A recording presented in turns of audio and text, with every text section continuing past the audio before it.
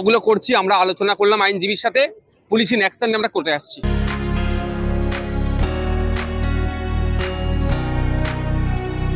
ওই বড়বাবুকে জবাবটা করতে এসে নেব।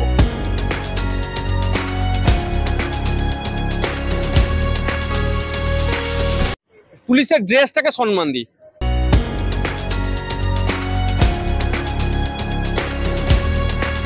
উনি অপদার্থ হতে পারে, অযোগ্য হতে পারে।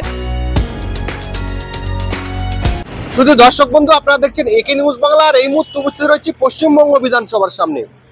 আমরা বাসন্তীতে দেখছি যে শাসক দলের নৈরাজ্য চলছে। আইএসএফ কর্মী, তিনি আইএসএফ করেন। 21শে জানুয়ারি নওশাদ সিদ্দিকীর সভা ছিল শহীদ মিনার, সেই সভায় এসেছিল এবং তখন থেকে ধুমকি দিয়ে আসছিল তৃণমূলের দুষ্কৃতীরা। তারা বলছিলেন যে তৃণমূলের সরকারের ঘর নেবেন আর আইএসএফ এর মিটিং মিছিলে যাবে, এটা হতে দেওয়া যেতে পারে না, আমরা সেই বাড়িঘর ভেঙে দেবো। যেমন বলা তেমন কাজ। 16 তারিখ রাত্রে 12:30 নাগাদ 30 থেকে 35 জন দুষ্কৃতী সেই বাড়িতে চড়াও হয় এবং সেই বাড়িতে তখনই কোনো পুরুষ মানুষ ছিল না, 2 জন মাত্র মহিলা ছিল। তাদেরকে মারধর করে, কারোর হাতে শাবল, কারোর হাতে বন্দুক, কারোর হাতে পিস্তল, কারোর হাতে বোম, সমস্ত রকম ইউজ করে এবং সেই বাড়িটাকে সমস্ত ভেঙে দিয়ে দেয় দুষ্কৃতীরা, দেওয়াল পর্যন্ত ভেঙে দেয়। তারপরে তারা কিন্তু প্রশাসনের দ্বারস্থ হয়। প্রশাসন কিন্তু সেই এফআইআর নিতে গড়িমসি করে 3 থেকে 4 ঘন্টা লাগায়। লাগানোর পরেও তাই যারা এই বাড়িঘর ভেঙেছে, ওই মারধর করেছে বৃদ্ধা বয়স্ক মহিলাদের, যারা মেরেছে, তাদের কিন্তু প্রশাসন গ্রেপ্তার করেনি। বাধ্য হয়ে কিন্তু আইএসএফ এর শীর্ষ নেতৃত্ব বিশ্বজিৎ মাইতি এবং আব্দুল মালেক মোল্লা সেই জায়গায় কালকে গিয়েছিল। যাওয়ার পরে কি ঘটেছে, তারা যখন গিয়ে সেই পরিবারের পাশে তাদের দেখা করে আসার সময়, তাদের কিছু সাহায্য করে, আর্থিক সাহায্য করে আসার সময়, ঠিক সিনেমার কায়দায় যারা পিছনে পিছনে আসছিল এদের, তাদেরকে পাকড়াও করে ধরে বেশ 3-4 জনকে মারধর করে। আমরা কালকে দেখেছি, আপনাদেরকে আমাদের চ্যানেলে আপনারা দেখেছেন যে কয়েকজন আইএসএফ কর্মী সমর্থককে মারধর করে তাদেরকে হাসপাতালে ভর্তি করতে হয়। নওশাদ সিদ্দিকী বলেছিল যে এই বিষয়টা নিয়ে আমি বিধানসভায় তুলবো, আজকে বিধানসভায় তুলবো। বিধানসভায় কি নওশাদ সিদ্দিকী তুলেছেন? নওশাদ সিদ্দিকী কি এই বাসন্তী যে আক্রান্ত হয়েছে আইএসএফ কর্মী, সেই জায়গায় কি যাবেন? কি পদক্ষেপ নিতে চলেছে নওশাদ সিদ্দিকী? দেখতে পাচ্ছি জায়গায় জায়গায় ক্রমশ বিভিন্ন জায়গায় এই আইএসএফ কর্মীদের উপরে কিন্তু একের পর আক্রমণ নেমে আসছে এই শাসক দলের। বিশেষ করে বাসন্তীর যে ঘটনা ঘটেছে, আমরা নিজে গিয়ে দেখে এসেছি। বর্বর ঘটনা আমরা এর আগে কখনোই দেখিনি। পুরো বাড়িটিকে ভেঙে পুরো অ্যালবেস্টারের ছাদ, এমনকি দেওয়াল পর্যন্ত ভেঙে দেওয়া হয়েছে। যারা মানুষের থাকার আশ্রয় ভেঙে দেয়, তারা কেমন ধরনের রাজনীতি নেতা হতে পারে? এবং প্রশাসন, বাসন্তী থানার বড়বাবু সম্পূর্ণ ব্যর্থ বললে না, সম্পূর্ণ একদম অকর্মা বলা যায়। তিনি সেই দুষ্কৃতীদেরকে ধরছে না, তৃণমূলের নেতাদের সঙ্গে থানার ভিতরে বসে মিটিং করছে, কার নাম বাদ দিতে হবে, কার নাম রাখতে হবে, আর নমো নমো করে বলছে যে আমি ব্যবস্থা নিচ্ছি। কিন্তু কোনো ব্যবস্থা নিচ্ছে না সেই থানার বড়বাবু। যখন আইএসএফ কর্মী সমর্থকেরা অধৈর্য হয়ে বড়বাবুকে প্রশ্ন করছেন যে যারা দুষ্কৃতী রয়েছে তারা তো বাড়িতে ঘুরে বেড়াচ্ছে, তাদেরকে আপনারা অ্যারেস্ট করছেন না কেন? অ্যারেস্ট করলেই তো ঝামেলাটা মিটে যায়। বড়বাবু বলছেন কাকে ধরবো কাকে ধরবো না সেটা আমার ব্যক্তিগত ব্যাপার, আপনি বললে আমি ধরবো না। বুঝতে পারছেন, যারা দুষ্কৃতী তাদের ধরবে কি ধরবে না বড়বাবু তাদের ব্যক্তিগত ব্যাপার, ব্যক্তিগত ব্যাপারে এসে দাঁড়িয়ে যাচ্ছে। ব্যাপারটা আপনারা বুঝতে পারছেন যে বড়বাবুর ব্যক্তিগত ব্যাপার, বড়বাবু তাকে ধরবে কি ধরবে না তার ব্যক্তিগত ব্যাপার। এভাবে চলছে রাজ্য। আমরা এই সমস্ত বিষয়ে কথা বলবো। আমাদের সঙ্গে রয়েছেন ভাঙড়ের বিধায়ক তথা পীরজাদা নওশাদ সিদ্দিকী সাহেব। বাসুদ্দের ঘটনা নিশ্চয়ই আপনি শুনেছেন। কালকে বিশ্বজিৎ দা আর মালেক ভাই গিয়েছিল, বলেছিল বিধানসভায় আপনি এই বিষয়ে তুলবেন, কি তুলেছেন আজকে?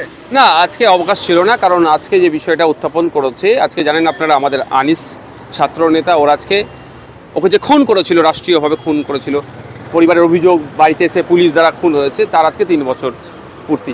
তো আমি আজকে, এবং সে ছাত্র নেতা ছিল, সে বারবার শিক্ষক নিয়োগের ব্যাপারে সোচ্চার ছিলেন। তো সেই বিষয়ে আজকে আমি যেটা মেনশন করেছি সেটা হচ্ছে শিক্ষক নিয়োগের বিষয়। তো এই ব্যাপারটা, এই যে ঘটনাগুলো ঘটছে প্রতিনিয়ত, আমাদের কর্মীদের সমর্থকদের অত্যাচার, এগুলো আমি রাজ্যপাল যিনি স্পিচ ছিলেন, গভর্নর স্পিচের ডিসকাসের উপর আমি এই বিষয়ে আলোচনা করেছিলাম। এখন যে বাসন্তীর যে ঘটনা ঘটছে, এরকম একটা পরিকল্পিত, কারণ বাসন্তীতে বিজেপি বলে আর কিছু নাই, প্রধান অপোজিশন এখন আইএসএফ হয়ে উঠছে। ফলে যে জায়গাগুলোতে বিজেপি ছাড়া প্রধান অপোজিশন আইএসএফ বা আরও যারা আছে তারা হয়ে উঠছে, সেখানে দেখবেন অত্যাচার নেমে আসছে। ওরা প্রধান অপোজিশন বিজেপিকে রাখতে চাইছে, কিন্তু আইএসএফ বা আরও যারা লাইক মাইন্ডেড আছে তাদেরকে রাখতে চাইছে না, কারণ তাদের জন্য এটা ক্ষতিকর হয়ে, তাদের তৃণমূলের জন্য ক্ষতিকর হয়ে উঠতে পারে। কারণ বিজেপি আর তৃণমূল আলাদা নয়, একই মুদ্রায় এক পিঠ ও পিঠ 2 পিঠ তারা। যখন যার প্রয়োজন হবে দেখবেন দল থেকে কেউ ওকে দিয়া নেয়া করবে। তারপরে গতকাল যে বিশ্বজিৎ দা এবং মালিক দা গিয়েছিল, ওনারা চলে আসার পরে সিনেমার কায়দায় পিছন থেকে ধরে ধরে 2-3 জনকে মারধর করেছে। আমাদের ভিডিও হ্যাঁ, ওগুলো করছি, আমরা আলোচনা করলাম আইনজীবীর সাথে, পুলিশ ইন অ্যাকশন নিয়ে আমরা কোর্টে আসছি। আমরা তো পুলিশের দ্বারস্থ হয়েছি। পুলিশ সেই অর্থে চাটুকারিতার ভূমিকা পালন করছে।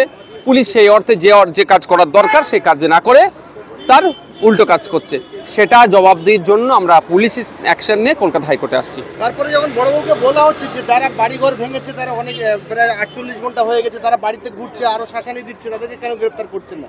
তো বড়বাবু বলছে যে আপনারা কি বলে দেবেন, তারপর আমি গ্রেপ্তার করবো, এটা আমার ব্যক্তিগত ব্যাপার, তারে গ্রেপ্তার করবো। তো ওই বড়বাবুকে জবাবটা করতে এসে নেবো, কারণ আমরা প্রত্যেকটা দেখুন, আমরা পুলিশের ড্রেসটাকে সম্মান দিই।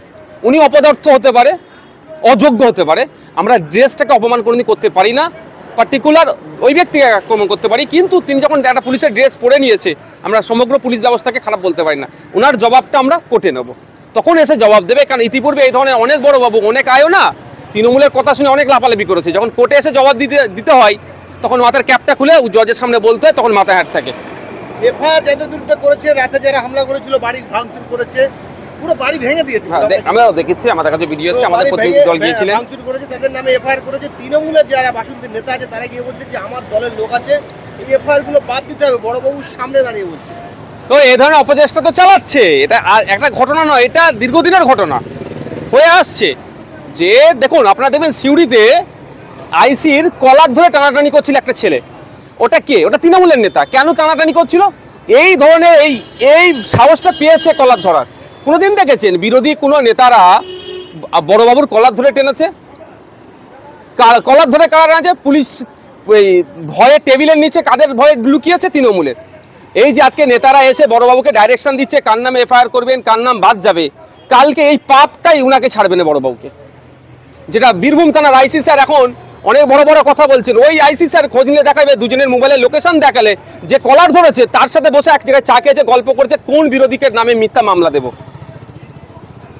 আজকে এই বাসন্তী বড়বাবু স্যার যিনি বলছেন করছেন কাজ, সাব ইন্সপেক্টর আছেন, ইন্সপেক্টর পদে উন্নতিকরণের জন্য হয়তো ওটা তেল লাগাতে পারে, তবে এটা মাথায় রাখতে হবে ওনাকে 60 বছর চাকরি করতে হবে।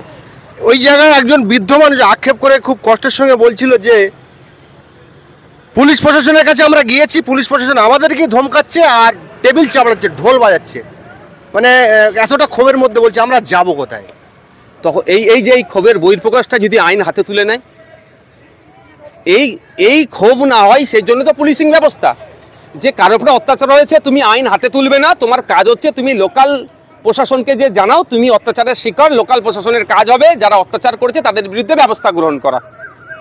কিন্তু দুর্ভাগ্যের বিষয়, লোকাল প্রশাসনের একটা অংশ এখন যারা অত্যাচারের শিকার হচ্ছে তাদেরকেই থ্রেট দিচ্ছে।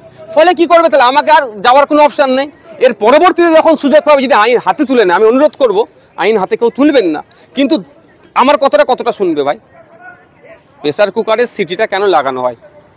যদি সিটি বন্ধ থাকে, যদি না সিটি সিস্টেম থাকে, তাহলে প্রেসার কুকার বাস্ট হয়ে যেত। যদি এই ক্ষোভের বহিঃপ্রকাশ হয়ে যায় তখন কি হবে? Law and order situation create হয়ে যাবে। এই দায়ভার কি প্রশাসন নিতে পারবে? আপনি কি যাবেন ওই জায়গায়? আর দেখুন, আমরা এখন অ্যাসেম্বলি চলছে, আমি আমাদের রাজ্যের সর্বোচ্চ নেতাদের মধ্যে একজন নেতা গিয়েছিলেন, জেলার সর্বোচ্চ নেতা ওখানে গিয়েছেন। এটা মাথায় রাখতে হবে যে সব জায়গায় নওশাদের দিকে যেতে হবে এরকম ব্যাপার নয়। সর্বোচ্চ নেতাদের মধ্যে একজন তিনিও গিয়েছেন, জেলার সর্বোচ্চ নেতা গিয়েছিলেন।